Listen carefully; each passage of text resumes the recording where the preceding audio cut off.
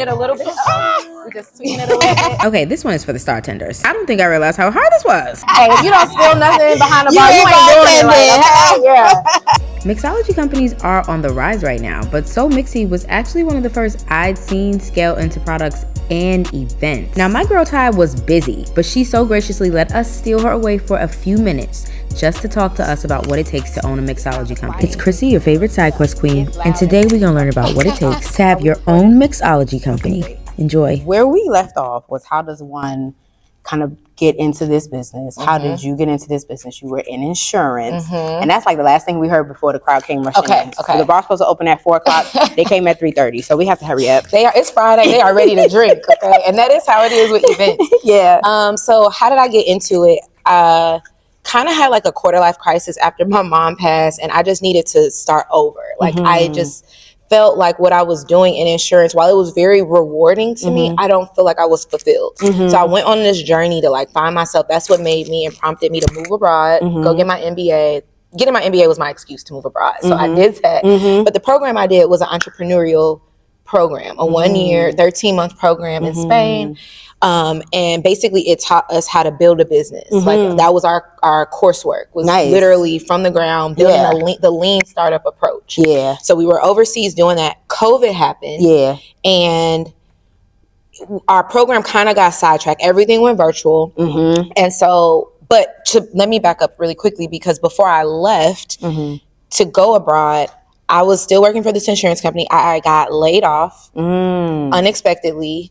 And I had already had thoughts of going back to school and starting over, but that literally gave me that foundation and that freedom that I actually could. Yeah. So in the interim between me getting fired and then me leaving to move abroad, I just started bartending. I was like, I always wanted to be behind the bar. Yeah. Something fun, very unserious. Yes. Thinking like, okay. Which is what you needed at the time. I just needed to not think about structure and operations for real. But never thought that I would be here. Right. Yeah. So literally just having fun all summer. Friends come in to visit me behind the bar, wherever I'm at. Yeah. Left, didn't think twice about it. Yeah. COVID happens, we come back and we're like going with our business, but it's just not gaining traction. And it was in like beauty tech services. And we really were trying to push it here in Atlanta, but it just wasn't gaining enough traction. So literally I just started playing with syrups. That's how I kind of got into the syrups. I'm like, I'm bored. Yeah. I had my mom's bar and I just started pulling stuff out and dusting it off, literally playing around. Oh, I love that. And I made my first syrup. I made a hibiscus syrup. Yes. And I put it in a couple cocktails. And I'm like, this is actually, okay, like where can we go with this? Yeah. So I literally built out the entire concept of So Mixxy. Like it being, I didn't know the sky limit or the ceiling for it at that time, but I'm like, okay, I know that I want to educate. I know that I want to, and when I say educate, teaching people how to make cocktails. That's as far as I thought about at the time. Yeah. I want to sell this product. I want to go back to bartending, but I don't want to be in the bars. Those were the thoughts that I had in my mind. And so from the syrups, I just started Googling like virtual mixology classes. And I came across this company and they were hiring for bartenders, virtual bartenders. Interesting. So I started working with them. Yeah. I let them teach me how to find the clients, how to book the clients, what they're sending the clients, all of that. And then I just kind of did my own thing, like took my ideas and was like, oh. Yeah. Did you have to have any licenses or certifications? Yes. So when I first became that bartender in 2019, before I moved, yes, I went to school because I didn't know anything. You went to bartending school? I got my certification. It took me 2 weeks. It took 2 weeks. I still didn't know nothing. You know, when we first graduated, I had a job and I was not making no money. And I was like, maybe I should go to bartending school. But it 2 days, it came and went. I don't think it would be good. I don't think I would be good. It's not for everybody. It's not. And that's really what I want to ask you about. Like, what are some of your personal attributes that you think make you good at what I do? Yes. I've always had a good taste palette. So when I was younger, my grandmother, I used to watch her cook Sunday dinners for all of her. She had 11 kids, unlimited grandkids, Chicago. Okay. So, you know, we family, so every Sunday for us in Chicago was at my grandma's house. Yes. And I would watch her make yeast rolls from scratch, bake chicken from scratch. And I mean, a full feast every Sunday. So I always had like a taste palette, and I didn't want to be a chef because I'm like, I cannot be cooking for people all day on my feet. Like it just was not appealing to me. So with bartending, it was natural because I can taste something and be like, no, add more citrus or add more sweetener or add more liquor. Like I can just taste that immediately. So it was fun. I told you that was a gift. I told my son that's a gift. Yeah, some people can taste things and know exactly what's missing. Yeah. Yes. Yeah. Like it really is in you for that. So for me, I just needed to know how to make a drink because I knew there was a science behind it. Like you can't just be pouring. And I think that's where a lot of people go wrong here. Yes. You got the big booty cuties that can't make a drink to save their life. It just tastes disgusting. Yeah. But you have to understand how much to pour. Yes. How much to, like when to shake, when to stir. That's a technique. Right. That's an art. That's right. How to shake and stir at the same time. Like not everyone can do that. Not everyone knows how to make a syrup. Right. You know what I'm saying? Yeah. So even for me to have that, like ideation around it, like that's different. Yeah, because you can make things. You don't have to, I guess, be tied to whatever is like on the shelves. Exactly. May not I can be get great creative. quality. I can take a spirit and add something to it, and now it has a flavor. Right. I can make a shrub with vinegar, and now I'm doing a lot of things. Yeah. So with that, that part is easy. I think what separates me from any other bartender or people that may have been in this industry longer than I have is that I had a business acumen. Right. I came into it 30 years old knowing like I can't be in no nightclub till 2 a.m. anymore. That's like, my back can't take it. Like that's not realistic. Yes. And when I came back from Spain, I wasn't trying to really be in the bar life. Like that. I just wanted to do what I wanted to do. Yeah. But I know I had to go back and like get more experience and truly before I started So Mixxy, I didn't have craft cocktail experience. I was only in fast nightlife, quick pours, Crown and Coke. That's right. Hennessy and ginger ale, like quick pours. Was not using what we call a jigger, is like our measuring tool. I wasn't using any of that. And then so when I came back, okay, I'm doing the virtual mixology classes. I'm learning from that. Yeah. Because now I'm getting into the classics, the gimlets, the daiquiris. And you're already licensed at this point. Exactly. So now you're just refining. So now I'm just learning how to teach it and how to educate around it and what's in the spirit. I'm enhancing all of that. Yeah. I literally fully jumped into it. Yeah. So I put I remember this clear as day. Like I got my LLC, everything. Well, it's an incorporation, but I got the certification in January. And I was just like, all right, cool. I'm just going to get a Calendly. It was free. Any other licenses or anything, credentials? Only bartending? Only bartending. That's right. Okay. And then like having that business experience, that was it. So I'm like, okay, I'm just going to, COVID's calming down. I'm just going to put up my Calendly link on my Instagram and just post that I'm available. Yeah. I promise you, one day later, somebody booked me. Wow. I was scared. And I thought it was a scam. Did you? I thought it was a scam. And I was like, I got so scared. Yeah. I sent somebody my location because they wanted it for like that night or like the next night. It was a very quick turnaround. Oh, wow. So, and this ended up being like my first client. And then she put me on her whole family. Oh, I love that. I'm just telling you like how unexpected. That's right. And really sometimes it does feel like, you for real? You really want to? Like, I'm Googling her email address. Yes. Like I did not know. I was scared. Yeah. I was scared. She had a nice condo in Buckhead, like with a rooftop. So I'm up there making Cosmos. And I don't know why Cosmos was like the drink that like really propelled me into everything. And that happened to be what you were making. She wanted all martinis. So like Cosmo, apple martini, and maybe like a lemon drop. That is such a cute that's cute. Easy. And it was a small, intimate event, maybe like 15 people max. So I'm just making cocktails for them on their rooftop. Yeah. And then from there, it seemed like everything just picked up. From in person to virtual to me doing the mixed kids. Like, tell me about the podcast that you are on now. You're a resident. Yes. So I'm the bartender for Pour Minds podcast, which is under 85 South, if anybody's familiar with them. And so that was random. And they found me on Instagram too. I randomly got a DM on Instagram from Drea asking me like, hey, we're looking for a bartender. I didn't know at the time, but our friend Domino, who went to Howard, put my name in for Kiki, who had Cocktails podcast. Oh, wow. And she's good friends with Drea and Lex. And so she didn't need me when Domino recommended me to her, but when they needed a bartender, she gave them my information. And so just based on my network and friends and God, that's just how I got into there. So I went the first day, and I think it was like B.O.B. was the first guest that I did a drink for, and then some other guy, I don't remember. And I didn't know what to do. I brought all my stuff. You saw all the stuff I brought downstairs? That's what I rolled in that studio with. They looking at me like, girl. But I didn't know what to expect. It was the same thing. We need you in 3 hours. I'm in a nail shop, la-di-da.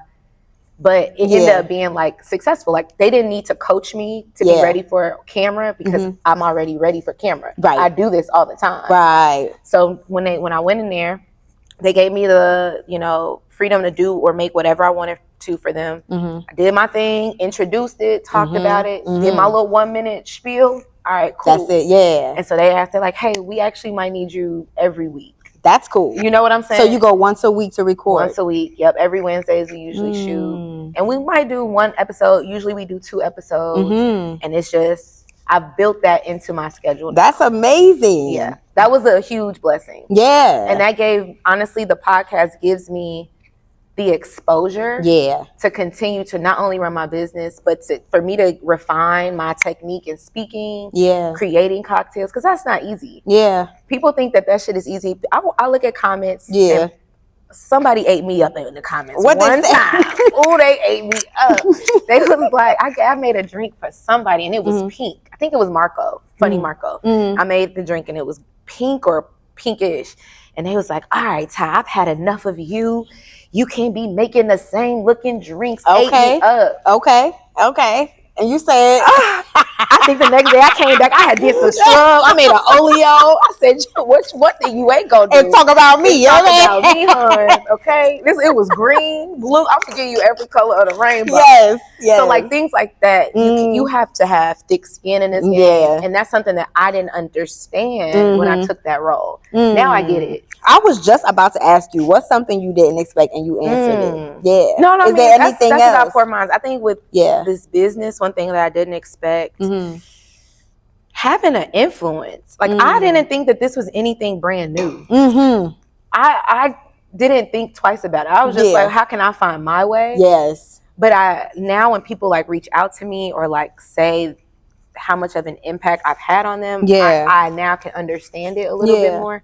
But really just having that impact and having a voice for women behind the bar. I'm gonna fight for my team to make sure we get paid. That's right. That's something my team don't have to worry about. Like I'm not sending us on no BS making $2 an hour. No, like pay us for our time. That's right. We're gonna deliver an amazing service. You know what I'm saying? But that's something that I really stand for. But I didn't understand how what I'm doing for me is impactful to other people. And how it becomes an inspiration because they've never seen it before. That's right. Yeah, that's why we're here. Like I just feel like me.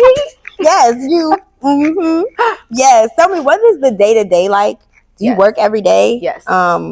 Staffing, other considerations. What is it like? I literally never stop. And that's one thing I will say for any entrepreneur, this is a 24/7 job. You think that job 9 to 5 you got is stressing you out. You think that it never turns off.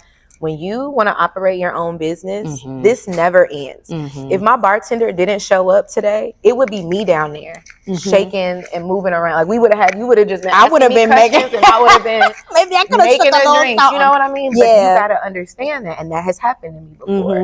You got to learn how to roll with those punches and that pivot. Day to day, so Mixxy has now become my passive income. Okay, it's not my full time anymore. Crown Royal, my role with them as a Crown Royal cultural educator, that is my 9 to 5. And what is that? Can you give me a brief overview of Absolutely. that? So with Crown Royal, I'm pretty much a brand ambassador, but my job is specifically around education around the spirit, the history, everything to understand Crown Royal. And then on the selling and marketing side, how do we create more brand awareness? And then how do we increase volume by sales for my state? So there is 6 of us total. And then we have a national ambassador as well for Crown Royal specifically. So we have New Orleans, Texas, Ohio, Atlanta, Florida. So now I'm I'm the Southeast region. So instead of just Georgia, I now have Tennessee, North Carolina, and South Carolina. So I'll be traveling a lot more, covering those states. But my job is to come in and educate. So I do a lot with the trade community. And by trade, I mean bartenders, servers, hosts, hospitality, front of house, back of house. Good pipeline for So Mixxy. Exactly. Come on. I try not to mix them as much. You don't, and you, it doesn't require that. No. You just, as a person, you make connections. Exactly. And see how it all fits. And that's really what I've learned the most as of last year. How do I leverage? I'm doing all these things. Yeah, how do they connect? Do I leverage all of them together? That's right. With the podcast, I'll try to introduce Crown Royal. The girls did a TV show with BET last year. I was able to sponsor the bar, like the cocktails, through Crown Royal with that. And then if they needed, if let's say they had a party at 85, I can bring in So Mixxy bartenders to bartend that. That's right. Connecting the dots. Exactly, just connecting those dots. But day to day, I'm usually on my laptop all day. Okay. And during the day, respectfully, that goes to Crown Royal. Yeah. I will do some So Mixxy stuff. It really is about time management. Yeah. So sometimes I might jump in and do something for So Mixxy, get that out. But primarily the day belongs to Crown. So Mixxy comes, and then once a week, usually I'm recording for Port Minds. That's beautiful. One piece of advice for somebody looking to start this type of business. Starting a business, I would say just be prepared to give it your all. Like that has to become your priority for it to be successful. Starting a bartending business, it really does come down to your hospitality skills. It comes down to how you treat, interact, communicate with not just your customers, but your employees and your staff and your team. Don't nobody want to work for no mean person. Hello. Okay. Or interact with behind the bar. No. Yeah. And when people are coming up, they, like you saw downstairs, they're excited. That's right. This is new for them. Yeah. They haven't seen this bar and the drinks you're about to provide. That's right. This is new for them, and they are looking forward to that experience. That's right. You have to be able to, no matter what you're going through, and my staff knows this because we all go through some stuff. Yeah. Before we get to an event. Yeah. It could have been traffic. You could have had a personal sad thing happen to you. Whatever. You got to wipe them tears. That's right. You got to roll your sleeves up, and you got to provide that customer service for them clients. Otherwise, you're not getting tipped out. That's right. And I can't do anything about that. So you have to put on a smile, and you have to provide that hospitality. That is the biggest thing that I would say. Okay. And if you're not ready for that, if you got some mood swings that you can't turn off, please don't get behind nobody's bar. Charging $1 million and you got an attitude. Or your people got an attitude. Yeah. And putting that on people's drink. That's bad. And people will notice that. They're like, oh, I could tell this is made from love. You know what I mean? You really can. Yes. So I think that's the biggest thing is just be prepared to give that white glove service no matter who your clientele is. You have to be able to do that. Okay, last question. What's your sign? Virgo. Okay, period. It's giving Beyonce. It's giving. I did it right the first time. Hello. I'll be sitting in meetings like, didn't I just say that? Yeah. I don't want to give any more notes. I'm not providing any more notes until you read the notes. I've done it all. Period. I've given you the cliff notes. What else? What more can we give you? I'm not a Virgo. But you know them though. I get it though, yes. And that's the attention to detail that I think so many people miss too. Yeah. Menu things spelled wrong, like that's right. No. Not with my name attached to it. That's right. And I think that's one of the hardest things. I will say this. That was one of the hardest things for me is delegating, trusting, and relinquishing control. Because I am like that, and because I'm so type A personality, I be triple checking, and a lot of people aren't ready for that. Yes. Because I will give you constructive feedback. That's right. But me relinquishing control, like to my management team or my bartenders to handle events when I'm not there, that took a lot. That took therapy, actually. Oh, wow. Yeah. It'd be like that. Yeah. And so how long did it take? So with Rice, they had like a cohort program we were initially in when we started. And based on where you are with your business, whether you're in the ideation phase, you're looking to scale, you're still developing, whatever, they'll put you with people similar to you. So we had a cohort coach. Okay. That we would have monthly meetings, talk through things. Yeah. She would have office hours. I had to go to office hours with her probably for a good year. Oh, wow. A little over a year, I would say, to be fair. And we would talk through everything through the business. Like, okay, what are you struggling with? Time, okay, accounting, okay, marketing. And we're walking through everything. But the biggest thing that kept coming back was I kept saying time, and I'm so stressed, but I'm also not giving anything to anybody else. And how do you give things to people? Because I mean, I'm different from you. We have different, businesses, we do different things. But one of the things I find that's consistent across business types is like documentation and processes. I didn't have any. Okay. Everything was up here. Right. Everything was up here. And even with getting a virtual assistant saved my life. Oh, okay. Saved my life. Hands down, best money I spend every month. Wow. My virtual assistant literally met me where I was. And what do they do? She does everything. Now she specifically focuses on marketing. So email marketing, social media, anything, blogs, newsletters, all of that. It's a person. One person. Wow. But we didn't start there. I'm like, I need you to do all of these things. So she took that, and it took time, but she had to break it down. She's like, okay, what systems are you using? Trello's not working for you. Try Asana. Then let's create these boards that, okay, this is admin, this is marketing, this is this. That's right. Get whatever you have up here, we need it in here. That's right. Because how can she do her job? And you're going to always be stressed out, knowing all you know that you can't relay. Get it out. In 2 minutes. Yeah, you have to get it out. And documentation and processes. I had her for 3 years and still wasn't there. But she helped me structure everything. Then over the last 2 years, as I've been bringing on managers, that's when I was able to like set up, okay, this is an SOP for when we have an event. Set up an event, break down an event, bring in on new teams, standard operating procedures. That's right. So that'll vary based on what your business is, but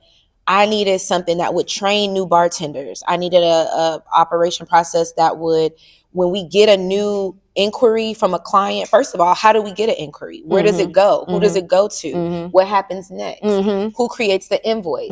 What's the workflow around this? So some of those systems she introduced me to. I didn't know. Yeah. I'm just like, I don't know. I just needed to do what I needed to do. Figure that part out. Help me. Yeah, help me. That's right. So that took time. And then last year we did our restructure. Okay. I looked at pricing. I looked at how many people on my team. I looked at what do I need people to do? Right. She can't do everything physically. Right. So just because we got the admin stuff down, who's going to batch? Right. Who's going to load in? Who's going to manage? How does that look if I can't be there? Because now my schedule is severely impacted. Right. Because you now have the right job. If I have a Crown Royal event, that trumps the So Mixxy event. So somebody, you did need management. Yes. You needed another tier. Yes. And so now we've built that out. I have 3 to 4 managers. Okay. Or 3 to 4 people that can fit in that management role or leader roles.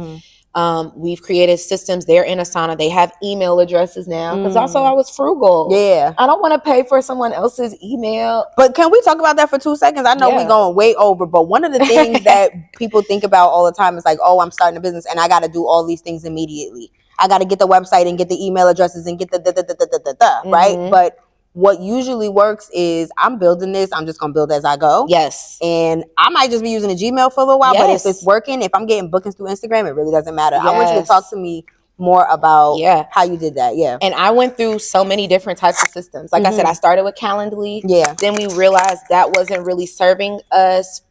There was just a way to streamline that and then be more cost efficient with that. Like we use Dubsado now for invoicing, customer inquiries, all of that consumer database.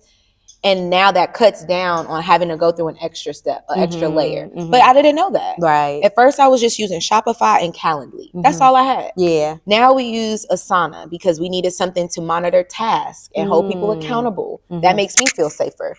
What do you mean you didn't know? It's all the information is in here. Asana. Now, does it take a moment for me to sit down and regurgitate that information in there? Yes, but that's management. It's just management. That's just what you have to do. That's right. Then we went from, okay, it's just me bartending to now have all these other bartenders, but they're using my tools and equipment. We need to learn like how to set this up. Do we need a storage unit? Yeah. When we're in the storage unit, what system is going to track our inventory of what we have? Cups, straws, napkins, stirrers, whatever. How are we functioning on that? So it really is a gradual, step by step. What do you need? How much are you willing to pay? The first years, I didn't have insurance. Now that's a consistent thing that I have to have. That's right. But I didn't know I needed that until a corporate client asked me for my certificate of insurance. Then I went and got it. Because before, people, backyard barbecue, they don't care. Right. You know, they like, girl, pop your table up and come on. Yeah. But it's important for you too. Down to the tools that we were using. That's right. I had a little foldable table. I can't use that anymore. I can't charge my prices that I am now. And have a fold-up table. It has to be an accurate bar or a larger scale bar, more professional bar. So it really, I would say, figure out what your basic needs are first. Put Shopify, Squarespace, whatever. Get your website up. A landing page. Start with that. It don't need to be 5 different clicks. I say this. A landing page is all you need to start. Have something where they can contact you with via email, via booking, a Calendly, or Gmail calendar, whatever works for you that fits your price range. But start with that. Then build up for what you need. Save money because of all these events pay for the things that we need. Right. You know, those virtual events, that gave me the cushion that I needed to go out and buy equipment. Right. Actually, one of my biggest events, that's what I used to go get us mixing tins, bar mats, enough for everybody. Right. But, you know, enough for us to get up and running. Right. And then after that, then you go get more. Right. But start small. Start small. And that came with the lean startup approach, though. I was not trying to spend and take out loans, credit cards. Everything I've done is bootstrap. Not saying that's the easiest or the best way, but for me, that's what worked. And I taught myself how to get through that. That's right. I love that. Thank you. Of course. I hope that was helpful. Girl, what? It's so helpful. We're talking about systems, processes, inventory. Yeah. Yes, this is great. Yeah. Thank you. You're so welcome. And you're a Virgo. Yeah. Thank you so much. And this place is full of Black entrepreneurs. Yes. So, Russell Innovation Center. Russell Innovation Center for Entrepreneurs. Thank you. Thank you. Yeah, of course. Yes. You get 3 drinks that we'll curate. Yeah. And then we'll bring mixers. So if you want something off menu, then we can make you whatever. Right. So we'll always have like pineapple, grapefruit, cranberry, soda. To mix something. Off. We'll bring our syrup. It's up to you. I mean, honestly, if I was having an event, I would want like lavender, some type of lavender cocktail, you know. And so when you do our inquiry form, it'll say like, put whatever your theme is, colors, and then that way when I'm curating and sending you ideas for your drinks, I'm fitting your theme. So like the lady on the 21st, it's like yellow and gray. So I'm putting yuzu pineapple because that's very yellow. So she can get that. She can get her gray in this drink. And cocktail toppers will go. Oh, I love that. So we do custom items. We have vendors that will outsource for those. Okay. Some are local, some are international. What it is. But it's just kind of building up that. This is cool, girl. And then